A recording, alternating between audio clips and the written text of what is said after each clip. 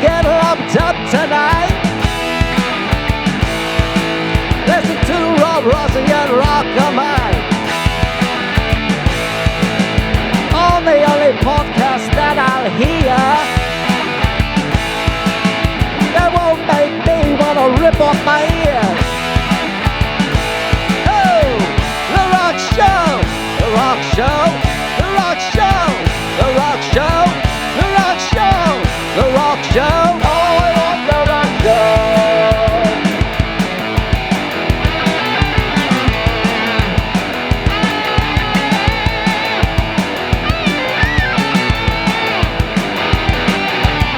The Rock Show, the Rock Show, the Rock Show, the Rock Show, the Rock Show, the Rock Show.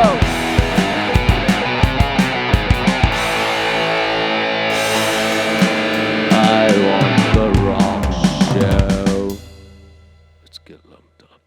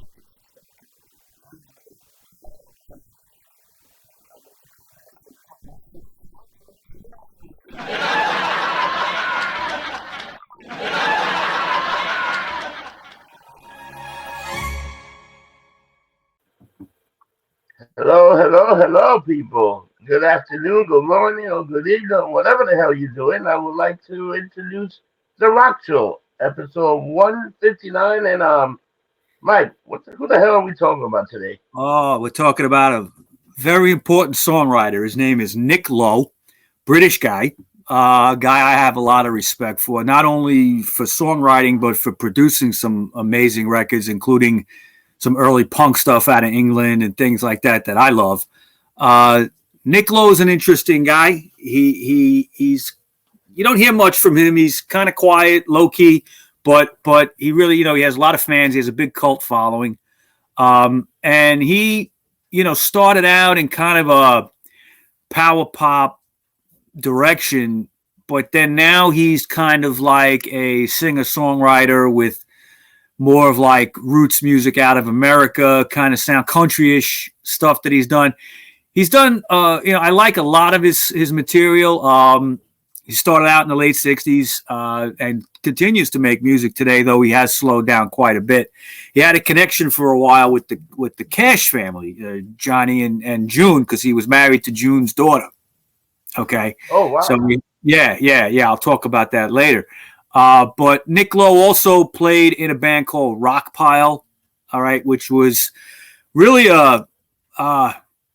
it might be worth it to even do a whole show on Rockpile. I'm not sure, but they were very influential on what would be kind of the new wave scene, later punk new wave scene in the 70s coming out of England, because you had Dave Edmunds, who our next rock show is going to be about, and he was in the band, and there were two other members, and they put out about 4 or 5 albums.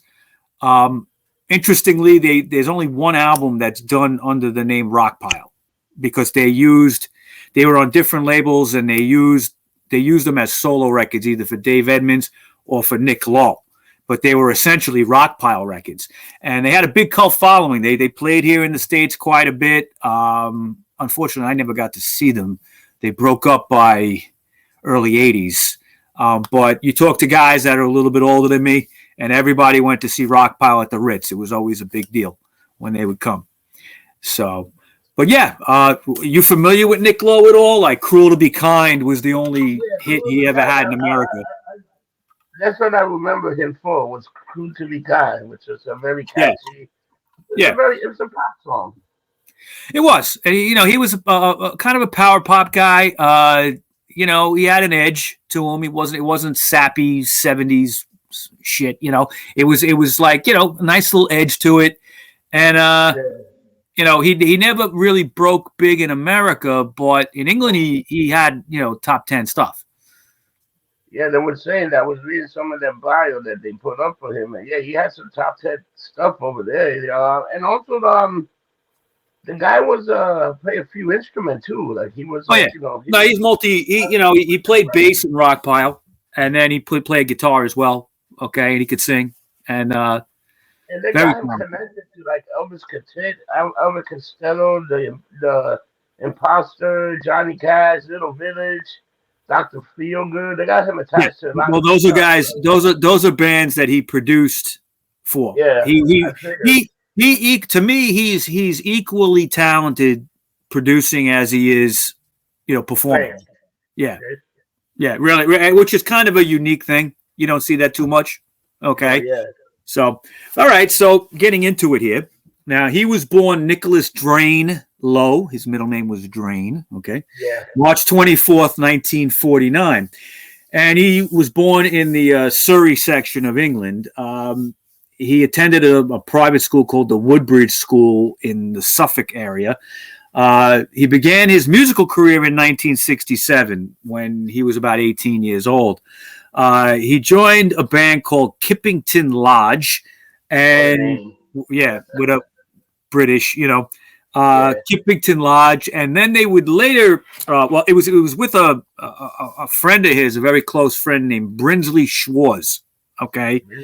And they released a few singles under the Kippington Lodge name, but then they would change their name to Brinsley Schwartz. Okay. Which I guess was interesting enough. Okay. A name like that.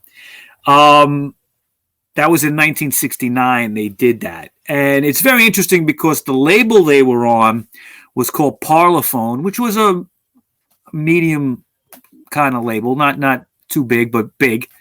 And they would kind of try to push them with like to start them under this new name, Brinsley Schwartz. They pulled a publicity stunt. And what they did is they flew, this was a British band, and they flew the band and British journalists out to New York City. This was 1969, to the Fillmore East used to be on 2nd Avenue, okay, in the East Village. And they just announced there's this band, okay, and they had them do their debut gig at the Fillmore, which was a big deal in those days, okay.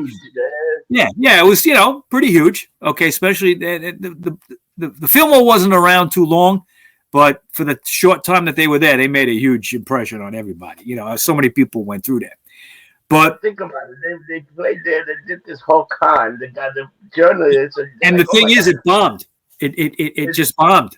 Okay, I don't know the details, exactly, but it's like it didn't go over well. So they had to go back home, tail between their legs, and kind of start out. And I think they thought maybe if they do a big gig at the Fillmore, which was a medium-sized kind of place, okay, not a small club, but it was a little bit, not a large like Madison Square Garden, but it was medium.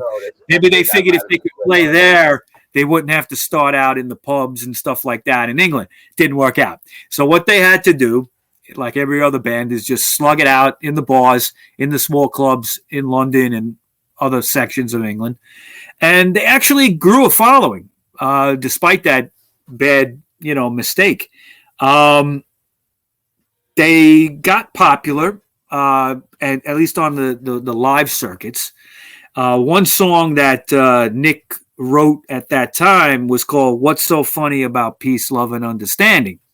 Okay, and that would be a big hit for Elvis Costello about 10 years later, in 1979. Okay, that's a huge hit, Mike. Yeah, but Nick did it first, and you can, it was released as a Brinsley Schwarz song. You could hear it. It's very similar. Wow. It's a slightly slower tempo, a little I don't know. It has more of a 60s kind of feel to it than Costello's 70s feel to it. Okay, but it's still the same song and it's still great. But the one that Costello. That's the one everybody knows. Yeah, that's the one everybody played. Because I probably heard the other one like once or twice, but the one you always hear is like Elvis Costello, you know.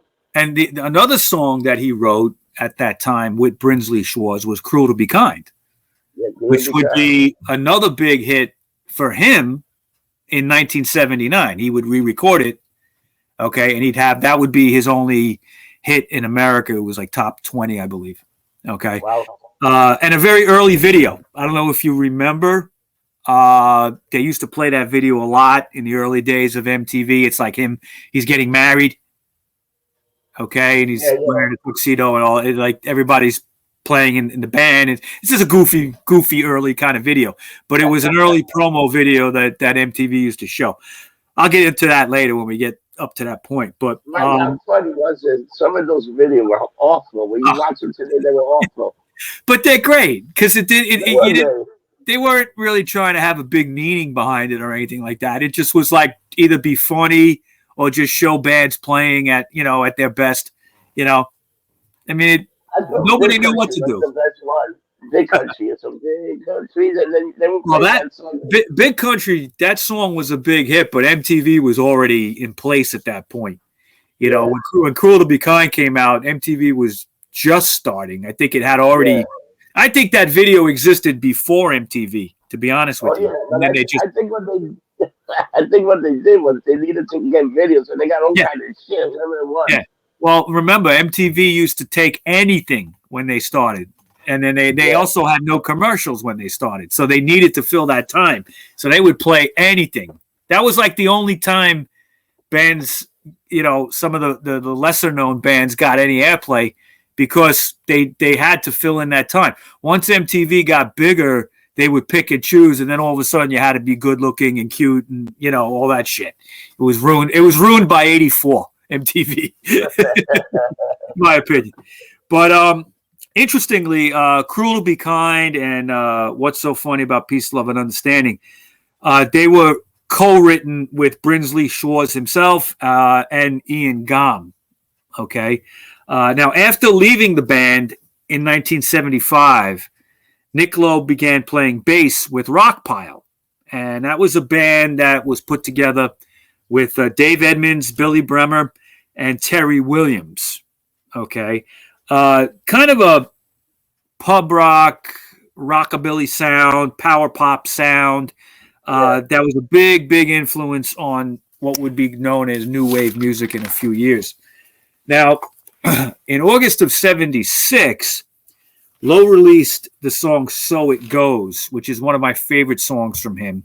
It's a first single on the brand new label called Stiff Records. Okay. And Stiff Records was known as one of the first like punk labels out of England, and they also had a great motto. It's like if it's not stiff, it ain't worth a fuck. All right. So and then they gave stickers out with that on it and everything like that, and but the Stiff was Elvis Costello signed to Stiff in 77.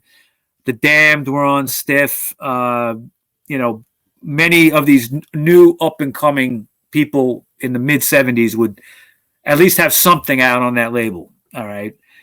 Very cool. If anybody's interested, there's a very cool box set of Stiff Records material out there that you should get. It's like 4 CDs or something like that of everything. It works on a lot of artists, right? Yep. Now, the single and the label for So It Goes was funded by a £400 loan by Dr. Feelgood's Lee Brillo. Okay. Dr. Feelgood is a band that was very big in England on the pub scene, and they kind of financed Stiff a little bit on the side at the beginning. Now, the label's very first EP was Nick Lowe's 1977 4-track EP called Bowie. All right. Now, he spelled it Bowi. Yeah. And it was kind of like a joke because David Bowie I think he was on Columbia Records at the time. I could be wrong. I think it was Columbia. Released his album Lowe. Okay. So Nick Lowe released an album called Bowie as a joke. Okay. And and also what would happen is Lowe would get involved with producing with Stiff Records and be the kind of like in-house producer for a while. He produced a band called The Rumor, and he called their album Max, and that was in response to Fleetwood Mac's album called Rumors. So everybody was kind of fucking with everybody a little bit there on the music scene, you know. He was just rolling with it, boy. Yeah, you know. In 77, he also produced Dr. Feelgood's album Be Seeing You, which included the song That's It, I Quit. He wrote that, okay. Private Practice was the next Dr. Feelgood album that he was involved with, and it included the song Milk and Alcohol, okay. That was written by Nick Lowe and Chippy Mayo, okay, another British character. I didn't even know that. I didn't even realize that was... Yeah. He wrote that. Yeah, he wrote that. Now, this song and I Love the Sound of Breaking Glass are the only the two Lowe compositions to reach the top 10 of the UK single charts. Okay, so he had, early on he had some hits in England that would kind of, the Rockpile stuff would get in the middle of that. But he really, went on. He would, his time was spent between producing and performing. Okay. Now, because the two main singers. Think of the song he just mentioned, like "Killed to Be Kind" and I Love the Sound of Breaking. These are very catchy songs, man. I mean, these are like you listen to the radio and you can get into it right away. Very catchy. Yeah. No, it's simple hooks and catchy lyrics, and you can't help you learn the words the first time you hear it. It's like you can't help it. And you can't help not liking these songs because it's such a catchy, like Break the Glass. You say that now, I got that in my head. Oh, Break the Glass. And that had almost like a funky kind of sound to it. It was a little different than what he was doing. I kind of like it when I hear it.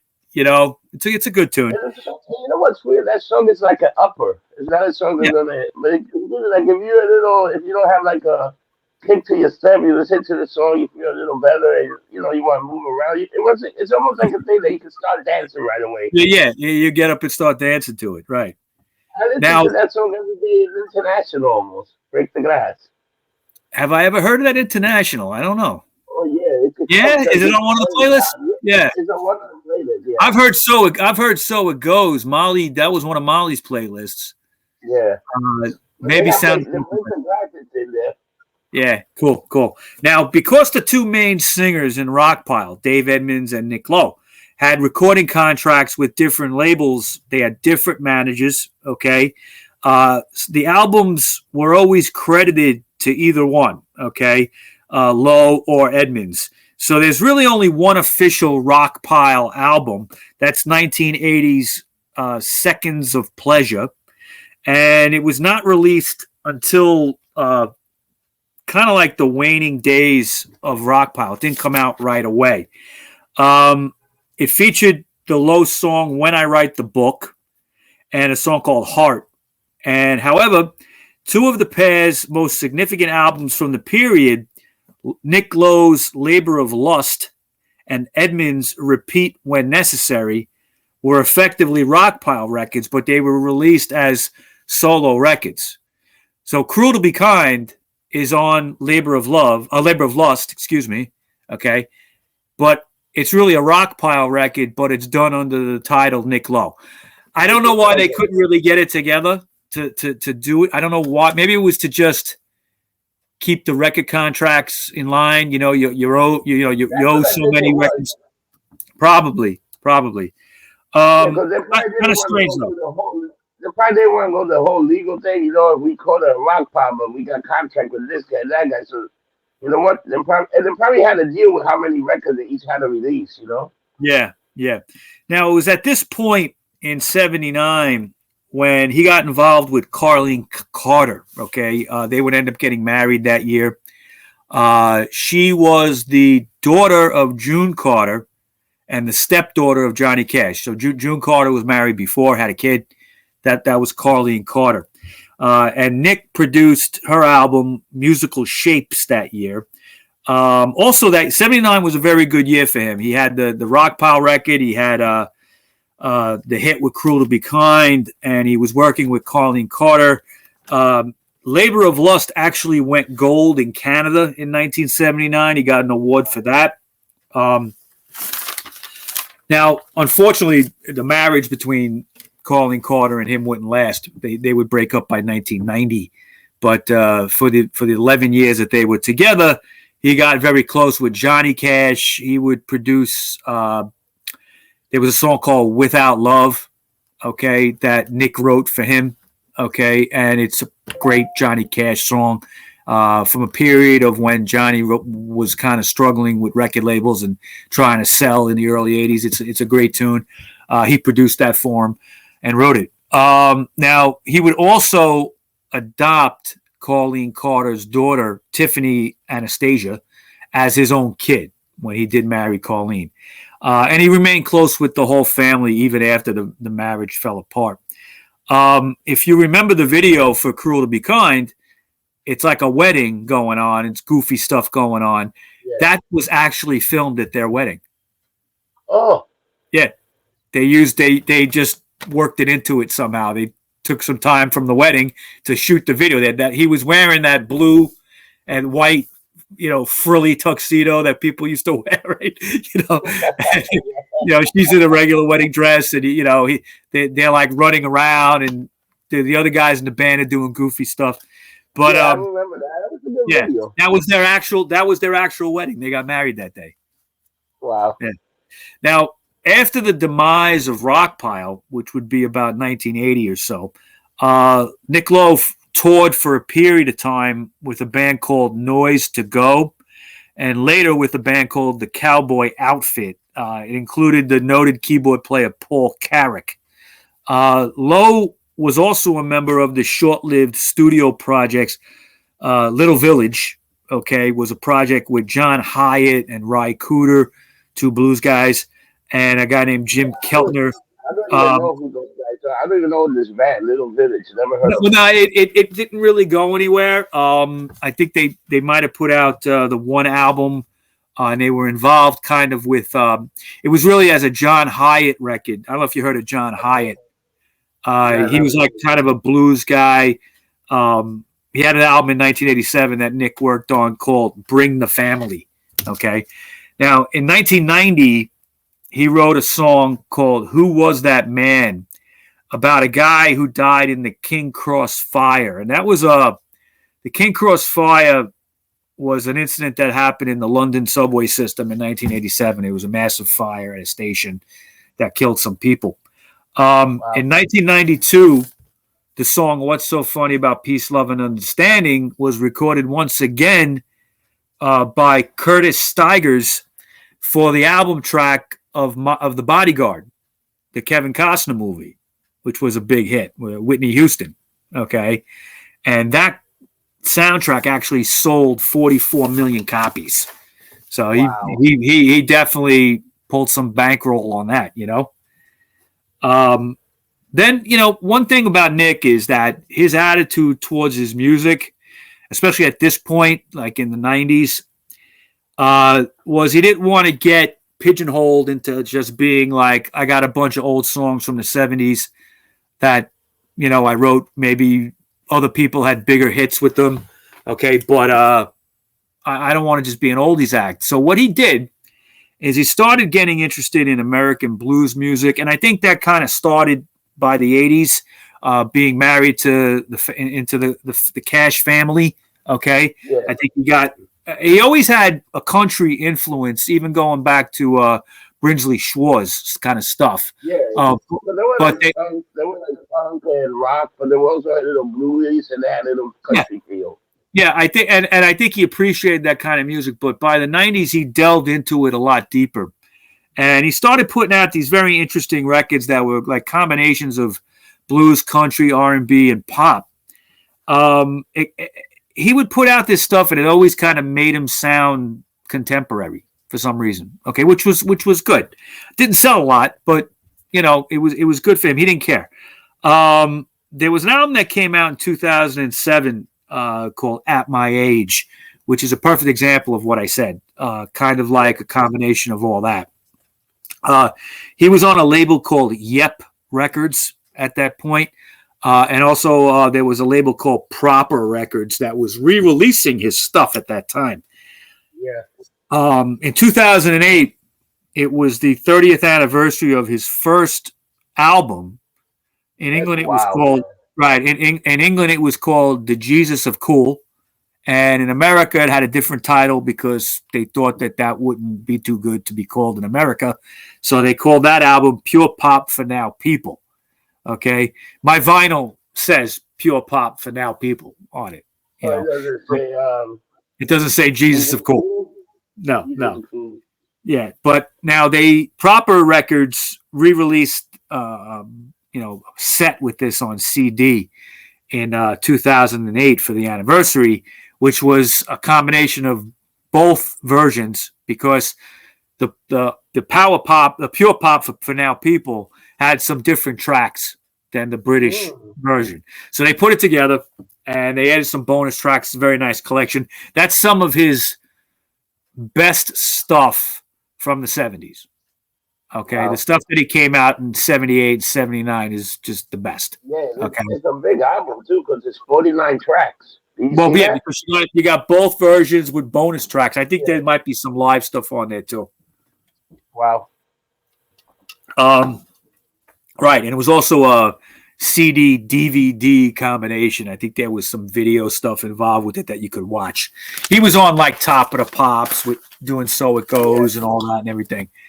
Now Proper Records released also in 2009 in March of that year. He released a best of, called Quiet Please, the new best of Nick Lowe.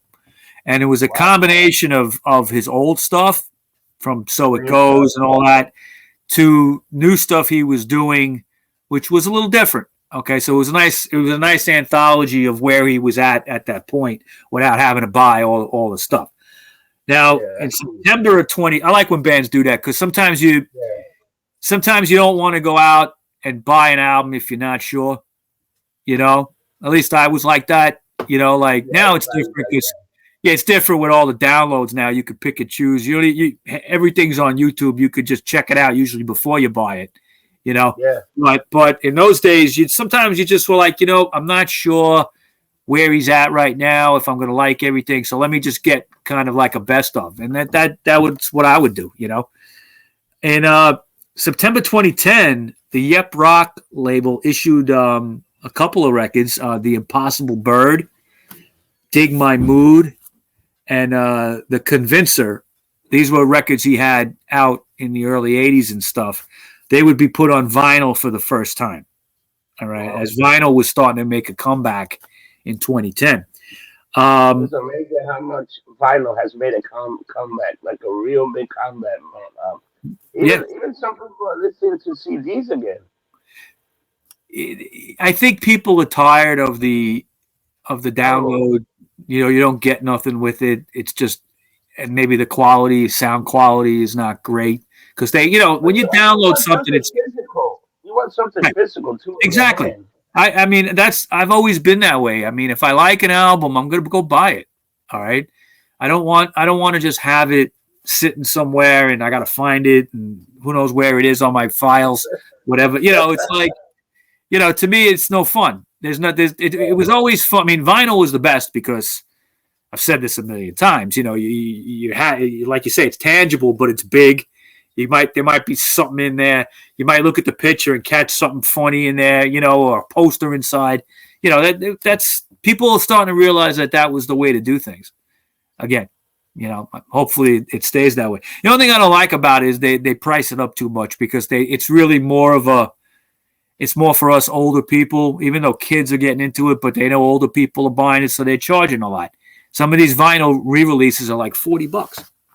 Yeah, it's crazy. I can't do that, But reversely, what they've been doing is they've been using very high quality vinyl, like that 180 gram stuff, okay, where you feel the weight on that thing. That's a nice. You can't break that record. That's a, by the 80s with the gas crisis, they were starting to use shit vinyl, and if you remember, sometimes you could even bend the record, Yeah. And it was garbage. Okay, it wouldn't last, and that was because of the energy crisis. So remember, people, a lot of things are made from petroleum, not just your gasoline. Okay, records are made from that.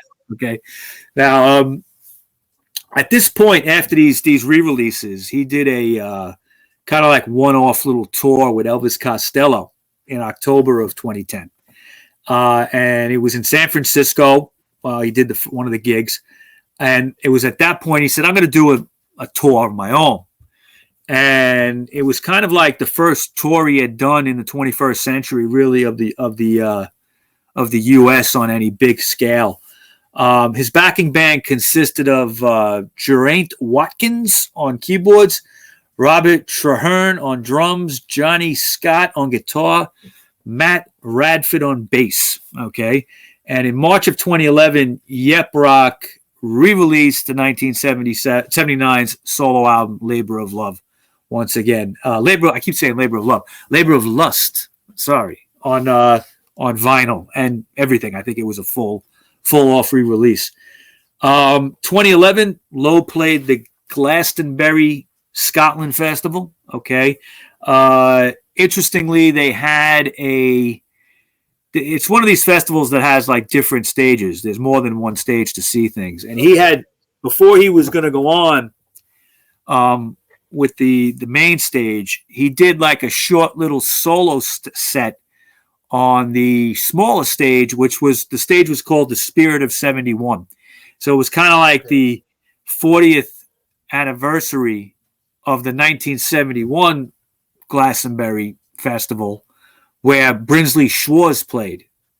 Okay, so he did like about 4 or 5 songs from Brinsley Schwarz on that stage, and then left and did a whole show of his own stuff. October 29th of 2013, he releases his first Christmas album, okay, called Quality Street. That was also on Yep Rock Records. And he performed 2 songs. Let me ask you a question.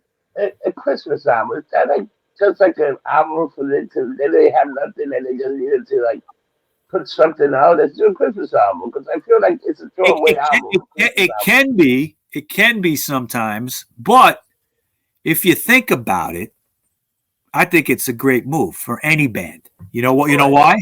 Because if you have a hit, that song comes back every year. Okay, and you'll have constant people buying your records forever. Okay, look at Michael Bublé got a great Christmas album. I love it. Who? Mike Bublé, the Canadian singer. Oh, yeah. No. I mean, people put out. Oh, I mean, look at Bobby Bublé or Mike Bublé. I don't know the guy. I don't know who he is, but in the last couple of years, you saw some funny ones, like Twisted Sister put out one. Okay. And it's actually okay. All right. They do like Silver Bells and shit like that. Come all ye faithful, and but every year, if you have a hit, it comes back, so it's a good idea, Now, it is Michael Bublé. He has a great Christmas album. Okay, great I have to check that out. Yeah, I'm not sure who he is. He got now, a great voice. You know who else got a? The guy that did the Family Guy. He got a great Christmas album. Really? Have you ever heard it? He No. does that. Makana Mikmazizi. It's a Christmas It's fantastic. Check that out. He does a great. Yeah. See, a lot of people put out a Christmas record. Some people do it as a joke. That's the Father Christmas album. Check it out, man. It's a great album. Okay. He would perform 2 songs from that Christmas album on December 7th of 2013 on the NPR radio show Wait, Wait, Don't Tell Me.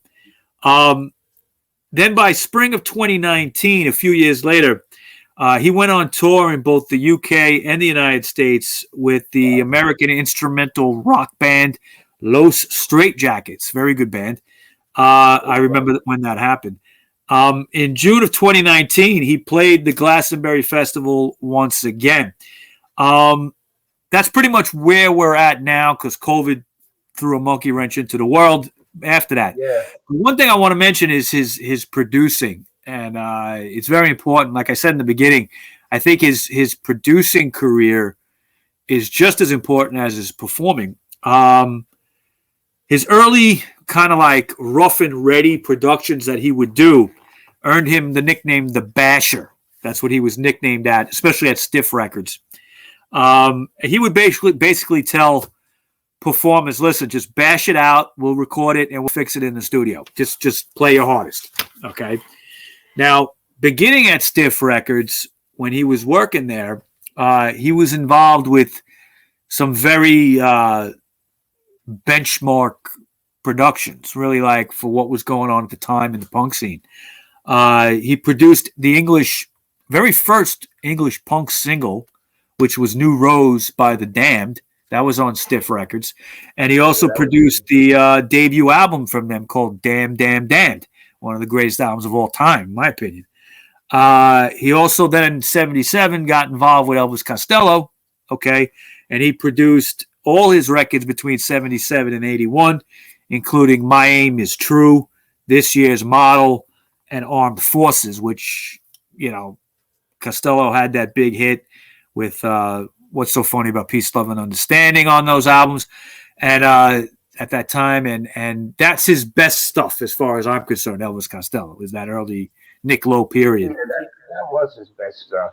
There was another guy that I like also named Reckless Eric, who Nick Lowe produced. He had that song, Whole Wide World, which was a big hit in England. There's also a song called Take the Cash off that Reckless Eric record. That's great. Excuse me. Now, other people... The Pretenders, wow. Yeah, he was going to say, he produced The Pretenders, I believe Stop Your Sobbing single, okay? He worked with Graham Parker. He worked, like I said earlier, with Dr. Feelgood, Johnny Cash. He worked with his wife, Colleen Carter. And from 1982 to 85, he produced Paul Carrack, John Hyatt, and also the Fabulous Thunderbirds. Remember them? Wow. Yeah. So he really has this interesting career where he kind of had this performing aspect to it, which with some great songs, but he would also write and produce for other people. And so, I got a feeling he probably made more money producing and writing than he ever did in his own stuff. But doesn't matter. He's a great talent, and I hope he comes around soon. I saw him once in the 80s, but at the old Ritz. But yeah, it was. You want to hear something funny? Look at which other guy did that? Which group did that? ABBA pretty much did that. After a while, they became songwriters for everybody. Yeah. Well, ABBA gave up their performing and just concentrated. The two guys concentrated on songwriting and producing, and they went on from there. They're like Nick Lowe, the producer. They write songs, and the songs they write, you're like, oh shit, I can't believe they did that. You're like bugging out. I can't believe they wrote that. I can't believe. Yep. So this guy's doing a lot of stuff with other people. He's almost like another guy that did that was David Bowie. David Bowie did that too. David Bowie did that on a much, much higher level. Okay. Yeah. Bowie, I don't know where that guy had his energy, especially through the 70s and 80s, man. Well, it must have been all the cocaine, but he really could pull a song out of his ass and just give it to somebody, and they'd have a hit with it. Yeah, it's amazing how he did that. It was magic. Like, Yeah. he put something and produced it the next thing. Number one hit. It's the same thing like ABBA. Those guys at ABBA would write songs. Oh, who wrote that? Oh, it was the guy. Who? Yeah. ABBA. And those are the disco people. It was funny, man. ABBA's a great band. It's like, they had a great documentary on HBO. Did you ever see the ABBA documentary on HBO? No. Oh, it was fantastic. They had a really good documentary. If you look up HBO. They have a great documentary on ABBA. It was fantastic. You think it's on the HBO Max app? Yeah, it should be. That's what I saw. I saw the HBO Okay. Max app. It was really good. It's like an hour and change. It was fantastic. All right, I'll check that They're out. talking about the history. They're talking about even the guy from Detroit that pretty much Chicago. What's the Chicago where they burned all the records? Oh yeah, in the stadium. In the stadium. In the stadium, yeah. In the field, yeah. Yeah. That's a great story. Yeah. All right, so Mike, that's Nick Lowe. That's Nick Lowe. So how can people get to you, Mike? How can people reach out? Okay, RockerMike212 on Instagram, RockerMike212 on Twitter, RockerMike on Clout Hub and MeWe. I'm also RockerMike on Getter, RockerMike on Truth Social. I'm RockoMike on Facebook, RockoMike. And then also there's the Rockshow podcast group page on Facebook that we have that's doing very well. We probably, by the time this is up, hopefully we'll have some information about Substack. I'm going to try to work on that as well. We're working on a possible newsletter, things like that. Hopefully by the time you see this show, we'll have that all up. Next week, next Rock Show in 2 weeks, we've got Dave Edmunds, who was an important part to Nick Lowe's career because he played in Rockpile with him. But Edmunds had a great career as a producer as well, and a performer. So it's kind of like two very similar guys back to back. Yeah, that's a good. You always do stuff like that. You always think either people are very similar or people that work together, or every show connect to the other show, which is great. Exactly. I don't know how I do it, but I do. Still don't know how I do it. Yeah, it's rough, man. All right, Mike. So if anybody want to reach out to me, you can reach me out at Getting Lumped Up. Anything Getting Lumped Up, the Getting Lumped Up YouTube channel, Getting Lumped Up on Facebook, Getting Lumped Up on Instagram.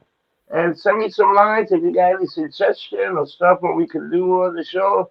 Send us a line. If you have complaints, we have the Getting Lumped Up complaint department. You can also send them a line. So wherever you want to reach me. If you hear a mistake, let me know. All right, I don't like to be wrong. Yeah. Send us if we make a mistake, which I think sometimes we'll get lumped up. Yeah, you never know with us. You never know. One of us might do the whole show wasted, and you don't even know it.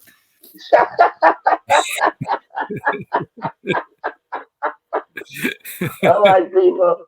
After that, thank you. Have a great week, and remember, don't get drunk. Get lumped up, people. See you next week, people. Have a good one.